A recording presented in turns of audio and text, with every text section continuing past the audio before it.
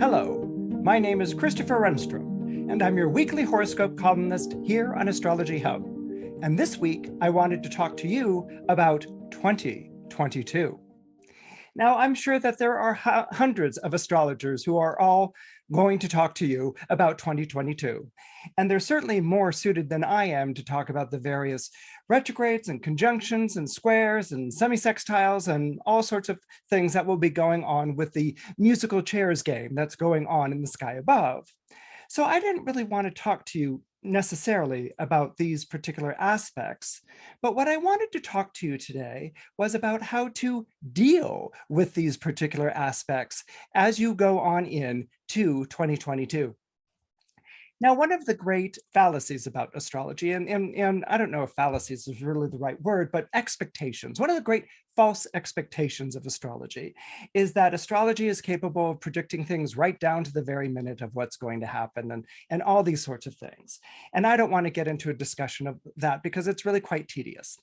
What astrology is here to do is help to interpret, is to help you understand the energy of the planets so that you can work in sync with them rather than out of sync. One of the things, for instance, is understanding the energy of Saturn. In 2021, we had three extraordinary Uranus and Saturn squares. Uranus, the planet of revolution and change, went up against Saturn, the planet of convention and the status quo. You can almost think of them as wrestlers and world wrestling championships, in their, Uranus in its makeup and Saturn in its makeup, and rushing at each other and body slamming and going at it. And they did for 3 times during 2021. And there was a lot of talk and a lot of expectations of these great extraordinary changes that we're going to take and society being rocked to its foundations and maybe even the beginning of a new way of living and things like that. Certainly, I know that one set of false expectations was that we were all going to get through this virus lickety-split, and life was going to return to normal in the summer, and everyone was going to sort of go on their way from there. Well, clearly the people who were making those promises weren't on a very familiar speaking relationship with Saturn, or a better way of putting it perhaps is evidently they didn't get the Saturn memo. Saturn doesn't work in our time. Saturn works in Saturn's time. And we live in a society that has the attention span of a point and click. Okay, we expect that, just because we said something that this is going to happen and there's the result and it's delivered in a little cardboard box on our doorstep the following day. Saturn doesn't work like that. Saturn is the planet of time, and Saturn is going to take its own sweet time as it travels through a particular sign. Saturn is in the zodiac sign of Aquarius for 2.5 years. It's really entering the last part of its tenure this year, but it really doesn't leave Aquarius until March of 2023. So basically Saturn is a slow moving planet. And so you are going to slow down and move at the pace that Saturn decides. It's kind of like being on the freeway and stuck behind one of those, what are they called? Wide berth loading truck things, where it's a car and it's like, caution wide berth. And it's this huge thing, which is behind the truck and there's just no getting around it. And you're there behind it on the freeway or the highway. And that's pretty much the way that Saturn works. So Saturn resists our best efforts to move it along or speed it up or, I want these results and I said I was going to deliver them, why aren't you cooperating? Saturn's like, talk to the hand. You're not going to get past Saturn until Saturn has moved out of the sign. So what we've seen is this wild clash between Uranus, the planet of revolution and change, and Saturn, the planet of status quo. And, despite Uranus's best efforts to turn everything inside out and upside down, Saturn is still in its own sign. Saturn is in the sign of Aquarius. So Saturn isn't really going to move any quicker. And the great revolutions and the great changes and the great upset in expectations are not going to move as fast as we would like them to move. Now, obviously, this could be a source of great frustration. Obviously, this could be a source of great despair. But what it reminds me of is a period of time in my life when I was much younger. Well, when I had graduated the drama school at NYU, the dramatic playwriting, the playwriting school at NYU, yes, that's what I had done. I had graduated from the playwriting program at NYU, and I was looking forward to becoming a playwright and found out very quickly that wasn't going to happen anytime soon.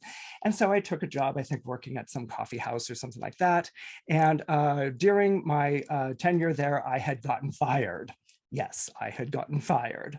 And I remember coming home to my roommate and just being gloomy and depressed and saying, I got fired today and I don't know what I'm going to do. And I'm such a failure. And she was like, well, what you're going to do is file for unemployment. I was like, file for unemployment? And she was like, yes, that's what you do. You file for unemployment. That's what unemployment's there for. And I was like, I'm not a charity case. So she had to give me a long discussion about how unemployment works. And it's a good idea to file for it. And why don't I use that to do something that I really want to do?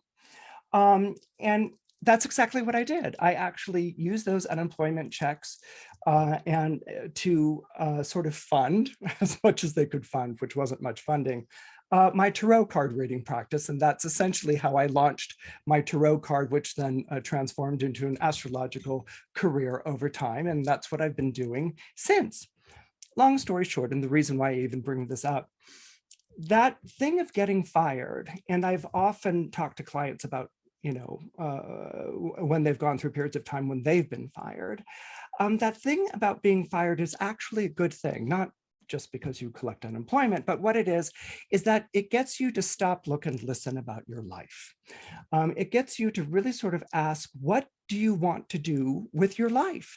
And this is in essence what Saturn in its square to Uranus has been teaching us through 2021.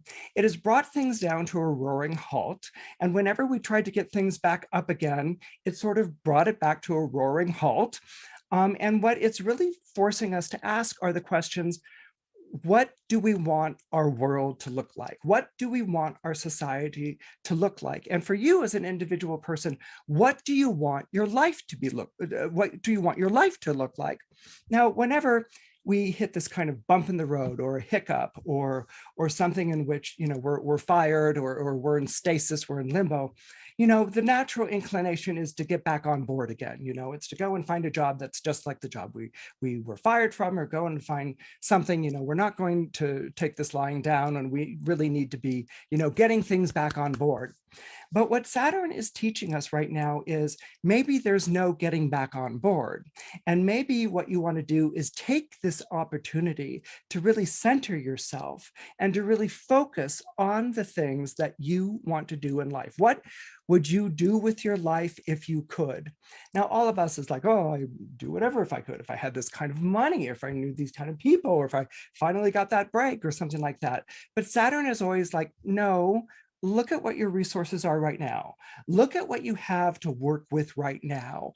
What would you do with your life if you could, working with what you have right now? And honestly, that answer might very well surprise you. You may find that you're actually a lot more resourceful, or you're a lot more connected to a talent or an aspiration than you ever have been in your life before. And that the answer may not be to go back and do what you did before, but to maybe, and it's any more than it would be to set off in a radically new and different direction, but maybe the answer is more like alignment, more like aligning yourself to what you really want to do and finding those resources and opportunities that would support it. Now, in true Saturnian fashion, they're not going to support it wonderfully right off the bat. When I started my tarot card reading business, I wasn't, it was an unemployment check for someone who worked in a coffee house. Okay. So there wasn't much but it motivated me. And every time I did readings and I was able to match what I was getting on unemployment, made me feel confident, so that I got to a point where I was making more than I was on unemployment. And sure enough, over a period of time, I was like a kid flying a kite. You run and the kite sort of goes up, and hopefully if you're doing enough running or placing or whatever, the kite catches the wind and it stays aloft. And that was what happened in my case. And I think Saturn is offering you that same opportunity here. Now, for signs like Capricorn and Aquarius, 2022 is a big deal. not in any sort of great eventful way, although for Aquarius it might be, but in terms of coming into your own. Pluto is winding up its stay in Capricorn. So for those of you Capricorns who found your life transformed in 2009, and especially in the 2010, 2011, and 2012 period, okay, you are emerging from your Plutonian passage, okay, and you are emerging much more confident and much more connected to yourself and what you want to do. And you're a very different person than you were in 2009. Now, a lot of people would say, we're all different people than we were in 2009, but Capricorns, I think you know what I'm talking about. You are a very different person than you were in 2009, 2010. Okay, and so this emergence, okay, is what's taking place for you this year. And it's really about the confidence and living out of that confidence, choosing to live out of that confidence rather than the traditional Capricorn Sturm und Drang, fear and anxiety, existential crisis. You know, you've got this confidence now that's there, and living out of that confidence and not being ruled so much by financial choices and things like that, but really choosing where you want to go and how you want to live. If you are an Aquarius, Saturn is in its final year, okay, for you in 2022. Again, you are also coming into your own. And you went through a lot of difficulty in 2021, although I dare say it was probably 2 years before that as well, because Saturn was sensitively placed in Capricorn. But you were really coming into your own, and you yourself are also seeing the fruition or the fruits of your labors that have gone on for a number of years. You may find yourself really at a point in your life where you're really commanding the circumstances in your life, where you have something to say, where you have a vision, and you may feel like you are finally in sync with events. Aquarians spend a lot of time being out of sync with events. They're always trying to figure out, am I ahead of my time or has my time come? And so in this 2022, you're going to feel very much in sync with life events and circumstances, and that they are actually working with you rather than against you. And so you really, really have a wonderful possibility to make a lot of advances and progress based on that. Now, for the rest of us, okay, what I wanted to share with you is that 2022 is a year of retrogrades. Every single planet that can turn retrograde is going to turn retrograde, and every sort of eclipse that could happen is going to eclipse. Now, this will probably get a lot of like, oh, the planets are in retrograde, and people will, you know, be making all sorts of hullabaloo about this sort of thing. But all the planets go into retrograde like every 2 or 2.5 years. So it's really like, you know, not a big deal. But what's interesting, and what I wanted to call your attention to, is that there will be no planet in retrograde. In other words, all planets will be in direct motion from February 3rd to May 9th. Okay, no retrogrades from February 3rd to May 9th, which means, okay, everybody, if you're launching a project, if you're making a pitch, if you're trying to set up a relationship, if you're trying to set up a move, anything that you launch or start or begin, your window for 2022 is February 3rd to May 9th. Go for it. You know, like grab those kayaks and hit the river and kayak like crazy. And why am I talking about kayaks? Anyway, that's the image that came to mind. So basically, you really, really want to advance your interests while all the planets are going direct from February 3rd to May 9th. Now, following this, we go into our eclipse season. And eclipse season is basically, you know, when you have solar eclipses, lunar eclipses, solar eclipses, lunar eclipses, and that's basically roughly 2 times a year. Now, we're coming out of an eclipse cycle in which the eclipses were taking place in the zodiac signs of Gemini and Sagittarius. And Gemini and Sagittarius have gone through, oh boy, they've had since for the last 2 years, okay, or really 1.5 years. Okay, they've really, you know, gone through a lot of challenges and a lot of rough passages and things like that. So the good news for Gemini and Sagittarius is you're off the hook.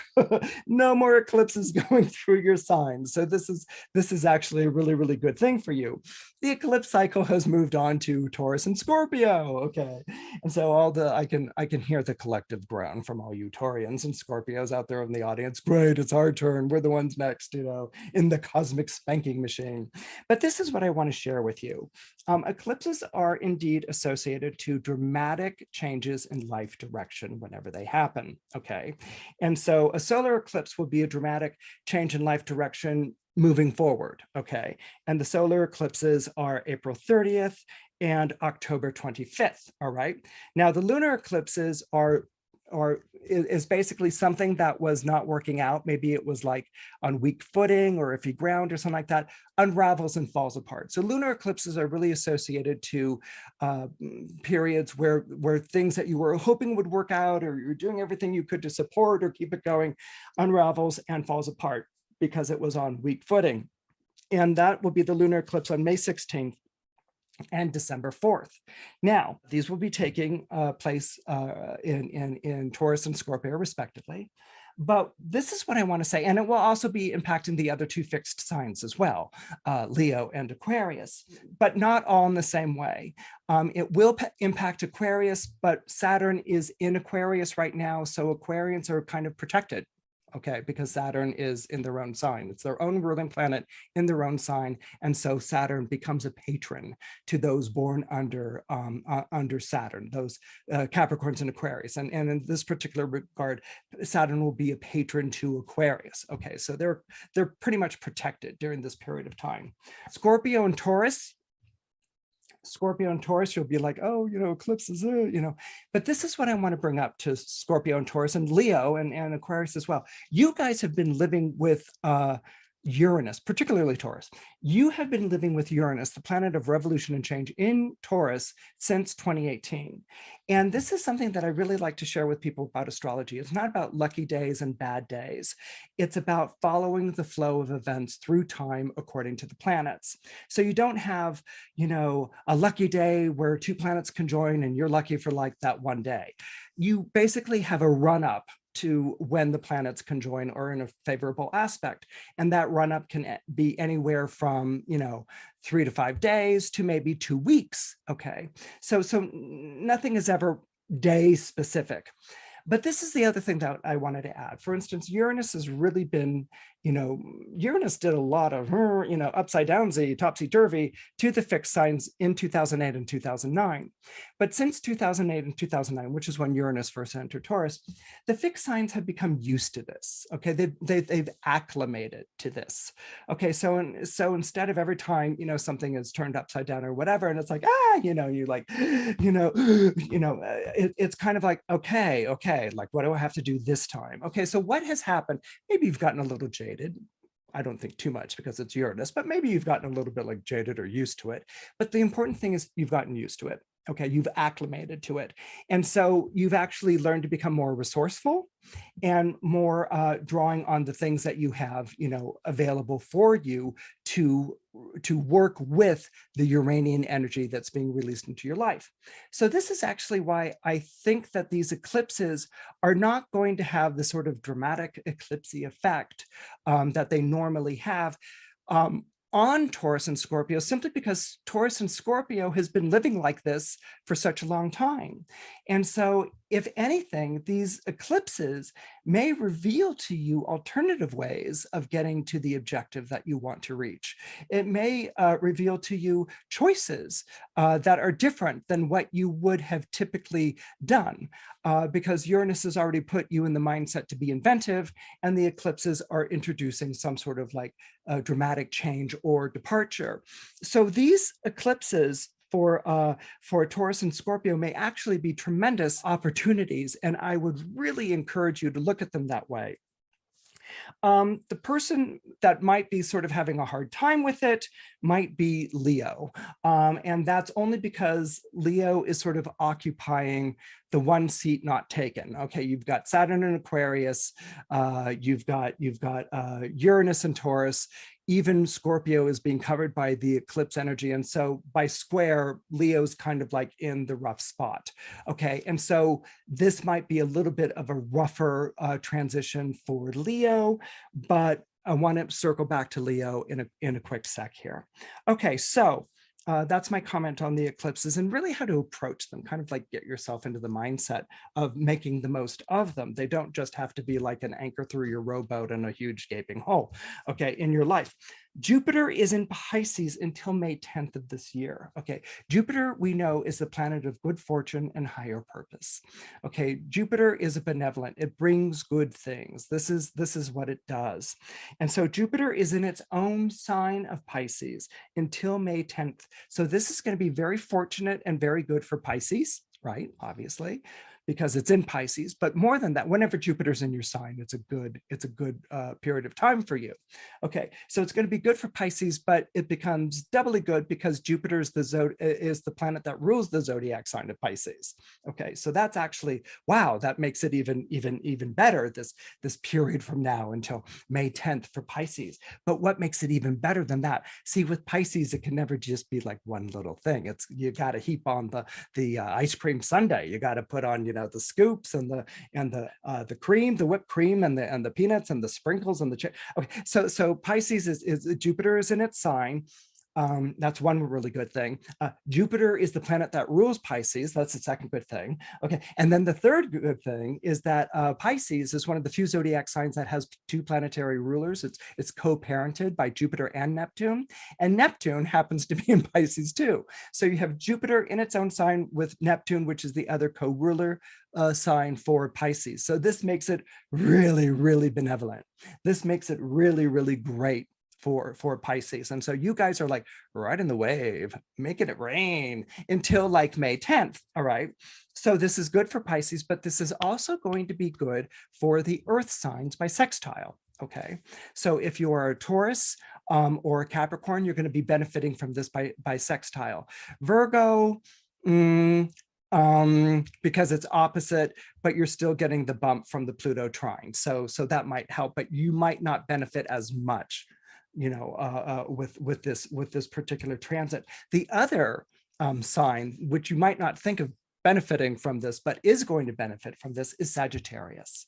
Now you might be like, why Sagittarius? Sagittarius is a fire sign. What is Sagittarius? I mean, fire signs square water signs. So why, or have difficulty or difficult relationships to water signs. So why would Sagittarius benefit? And I'm sure that there are some of you in the audience who have already guessed it. Sagittarius is going to benefit from it because Jupiter is the ruling planet of Sagittarius.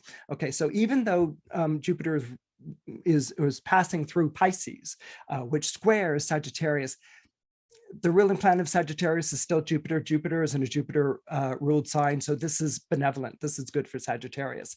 And it's actually setting up a really wonderful year for Sagittarius, by the way. Okay, it's like back off and like, whoa, the Sagittarius. Okay, it's actually setting up a wonderful year for Sagittarius because Jupiter is in Pisces until May 10th. And then on May 11th, Jupiter goes into Aries, which is a fire sign just like Sagittarius. Okay, so Sagittarius gets the extra, it gets the good and then the extra bump up. So this is actually, 2022 is going to be a real terrific year for Sagittarius.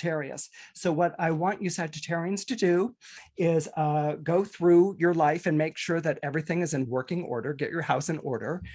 Make sure that the vessel of your life doesn't have any leaks and that it's seaworthy and it's ready to go. And then what I want you to do is open up the sail. Open up the sail at the beginning of 2022 because there is such a mighty wind blowing through your life that it will fill the sails of your boats and it will move them along at a clipped pace to the places that you want to be. So this is actually a really opportune and wonderful time for Sagittarians, and Sagittarius deserves it because of what they've been through for the last number of years. So this is going to be really terrific for Sagittarius. Now at this point, on May 11th, when Jupiter goes into Aries, it will then switch its focus and support from the water and the earth signs to the fire and the air signs. Okay, so this is where I wanted to circle back and hit Leo really quick. Leo, this is actually going to be a wonderful time for you, and it's going to coincide with the summer, which is your season. That's the season when you're shining is in the summer. So for Leo, this May 11th to about October is going to be good. Well, touch on the retrograde really quick, but even with Jupiter retrograde in Aries, it's still going to be good. You're still going to be benefiting from Jupiter being in Aries, and Aries is a fire sign. So Sagittarius gets the benefit. Aries gets the benefit because Jupiter is in Aries, okay? Leo gets the benefit. And this is good news for Leo because Leo's had to contend with Saturn, Saturn in its opposite sign of Aquarius. So actually Jupiter in Aries is going to be good. It's going to move the alignment of the planets in such a way that you're going to see more of a realization of your aims and your goals and your aspirations. So that period of time, even with the retrograde Jupiter, that period of time from May 11th to October 28th ought to be a good one. Now, we get to the Mars retrograde in Gemini. And a quick note that I want to make there, the one sign that's not going to be having an easy time of it there is with the Jupiter in Aries is going to be Libra. And so that doesn't mean like things go crummy for you or whatever, Libra. It just means that you're going to have to do some extra thinking on your feet and negotiating of situations. But actually, Libra, I'm not worried about you because if anyone knows how to negotiate situations and to parlay and to finesse, it is the zodiac sign of Libra. Okay, so on August 20th, Mars enters Gemini. And this is very important because there is a period of time, I believe it's around May. I'm sorry, there's one thing I didn't check and, but I wrote it. So, but I believe it's like in the May period when Mars and Jupiter are both traveling together in Aries. All right. And so there's like maybe a 2 or 3-ish week period. I think May 11th plus about maybe 2-ish or 3-ish weeks where Mars and Jupiter are traveling together in Aries. And this is very good. And it's especially good for Aries. Actually, hold on a sec. I'm just going to check it here because it's going to drive me crazy. May 25th to July 5th. Okay. May 25th to July 5th, Mars and Jupiter will be traveling together in Aries. Okay. I just had to go and check my horoscope. Okay. So, and that's going to be very good for Aries and for the air and the fire signs as well. It's going to be very, it's going to be a very robust Mars energy, and you can expect to make a lot of headway to get a lot of things done. However, Mars enters Gemini on August 20th, and then it will turn retrograde. And this is what's interesting here. On October 28th, okay, on October 28th, 2022, Jupiter will re-enter Pisces by retrograde. So that's Jupiter re-enters Pisces by retrograde on October 28th. And on October 30th, Mars turns retrograde in Gemini. Now that's probably a lot of astrology that I just dumped on you right there, and I apologize. But what that means is that the benefits that came with that Mars Jupiter fellow traveling that was going on through May 25th to July 5th. Okay, that was going on from May 25th to July 5th.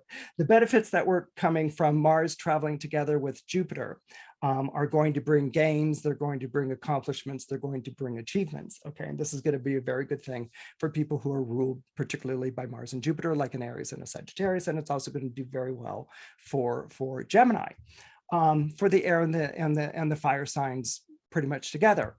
When Mars turns retrograde, it turns retrograde on October 30th. So you might have noticed that Jupiter leaves Aries on October 28th and Mars turns retrograde in Gemini on October 30th. There's a 2-day thing there. And what concerns me about Jupiter leaving, sort of withdrawing its protection from Aries, and then the ruling planet of Aries, Mars, turning retrograde in Sagittarius. What concerns me about that, and which I want to sort of give you the heads up on, is that whenever there is progress that's made in your life or advance made in your life, or you get the prize and nobody else does, or you come out on top, there's always going to be someone who lost, or there's going to be someone who didn't do as well. usually this is handled by good sportsmanship. You shake hands and you say good contest, and but nowadays we challenge things. We challenge things like results. We challenge things like prizes. We feel like, did this person get it by fair means, and did they really earn it? And we question the validity of these sorts of things. And this is something that I want particularly Geminis and Aries, all fire and air signs, to keep an eye on, as Mars will be retrograde from October 30th to January 12th of next year. Is there someone, did you create enmity? Did you create a rivalry? Is there someone who you competed with and is angry, and maybe vindictive? Okay. And again, you want to look to that previous period that I talked about, from May to July, because that's when the seeds of this will be planted. And if there is, you sort of need to find a way to make amends. All right. And you might have noticed that this kind of like picks up the theme of the Venus retrograde from the beginning of this year, which is basically, making amends or making peace. Now, with a Mars retrograde in Gemini, it can be that can be a very feisty Mars, an extremely argumentative or competitive Mars. And so you may not feel like doing that. And what I would like to underscore is that if I'm talking to an air sign, okay, right now I'm talking to the air signs. I'm talking to the air signs out there right now. Okay, so I'm talking to Gemini, Libra, and Aquarius. What I want to underscore here with the Mars retrograde in Gemini and making peace is that if you are an air sign, your most valuable sources are your human resources. Okay, so you don't get to where you got to today without the help of other people. And so you cannot turn your back on them. Now you might say, well, of course, I've always recognized or praised or appreciated, shown appreciation, affection, and support to those friends, but I'm not going to show it to some, rival or to some frenemy or to someone who doesn't wish me well. And my suggestion would be to practice good sportsmanship, to reach out your hand to shake, to say that was a contest well done, and to show a friendliness to this person. Lions know full well, that when they take down a gazelle or whatever on the African plains, you eat your thing, but then you leave something for the hyenas and the vultures, okay? Because lions know that if they're fed as well from the great bounty, then they're not going to go looking for fights or causing you any sort of difficulty. And so it's in that same spirit of showing honoring, a rival or contestant or someone who fought for something along with you. It's just good sportsmanship. It's just good form. And if you are an Aries or a Leo or a Sagittarius, you're a fire sign. So you're all about, the triumph and the zeal and isn't that great? And look what I did, And so you might want to pay attention to you might want to sort of tone it down a little bit, okay? And pay attention to the fact that you might sort of be rubbing some people the wrong way. Yes, you should always be celebratory about, what you've done, but a winner also celebrates the person who went up against them. A winner celebrates the opposite side. It's something that we do in sports, that players on opposite teams do all the time. And it's something that I think we really benefit by doing in our own life, of saying, okay, I won this one and you didn't win this one, but you know what, next time you might win. And, and sort of really celebrating your opponent and finding a way to honor that kind of competition that went on there. If you can find a way to do that, then you won't find your prize being stolen, you won't find your gains being coveted, and you won't be the victim of hostility or jealousy or any sort of attack. And that you will go into the year of 2023 not having to watch your back, but looking forward and expecting the best from it. Are you looking for personalized guidance? Do you have questions about what you're meant to do and be in this lifetime? What you need in intimate relationships to really thrive? or what major themes you'll be working with in the months to come? If you answered yes to any of these questions, you'll want to check out our personalized character and destiny and year ahead reports. These reports are perfect for you if you want professional insight into your astrology chart or year ahead. Written by internationally renowned astrologer Adrian Ross Duncan, your character and destiny report provides deep insight into who you are and what you came here to do, your biggest strengths and challenges, and how your astrological design impacts your career and relationships. The Essential Year Ahead report gives you insights into the major themes you'll be exploring in your career, your love life, personal development, and much more. For only $37, you can get your personalized astrology report delivered straight to your inbox within minutes. Just go to astrologyhub.com/reports to get yours today. That's astrologyhub.com/reports.